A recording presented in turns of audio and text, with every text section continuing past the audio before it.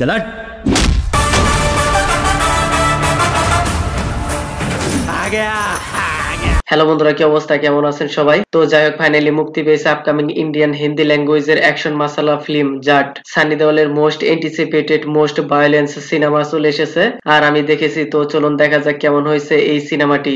In this movie starring with Sunny Deol, Saiyami Kher, Regina Cassandra, Shanti Hooda, Vineet Kumar Singh, Ramya Krishnan, Upendra Limaye star new movie এটি। সিনেমার story লাইনের সাথে এর কাস্টিং ও পারফেক্ট ম্যাচিং হয়েছে। সানি দেওয়াল লিড রোল ইন জাট। সিনেমায় তার looking, dashing, personality, quality, dialogue বাজি পারফেক্টে দেখা গেছে। তারপর সানি দেওয়ালের action fighting sequence, slow motion shot এক্সিলেন্টে লেগেছে। তার প্রত্যেকবার ফাইটিং এ নতুন নতুন শট আপনি দেখতে পাবেন। সানি দেওয়ালকে এইখানে যেভাবে কমন ম্যান বাট বহুত হি খুঙ্খার, ব্রেভ, অ্যাংরি, একদম বুলডোজার প্রেজেন্টেশন করা হয়েছে। তার পিছনে রয়েছে সাউথের ডিরেক্টর গোপীচাঁদ মালিনী। এর আগে তিনি যতগুলো সিনেমা ডিরেক্ট করেছেন প্রায় সবগুলো ব্লকবাস্টার হয়েছে আর সানি দেওয়াল একদম ফুল ফর্মে রয়েছে। তার সিনেমা মানে ব্লকবাস্টারের তকমা পাওয়া, যার প্রমাণ পাওয়া যায় গাদার 2 সিনেমা থেকে। এই সিনেমার মধ্যে একদম full fresh action entertainment story line দেখতে পাবেন আর ক্লাইম্যাক্সে আরো অনেক ইনফরমেশন রয়েছে যা সিনেমার জন্য ইম্পর্টেন্ট। সিনেমার স্টোরির কথা বলে এইখানে সানি দেওয়াল রোল প্লেড বাই বলদীপ সিং।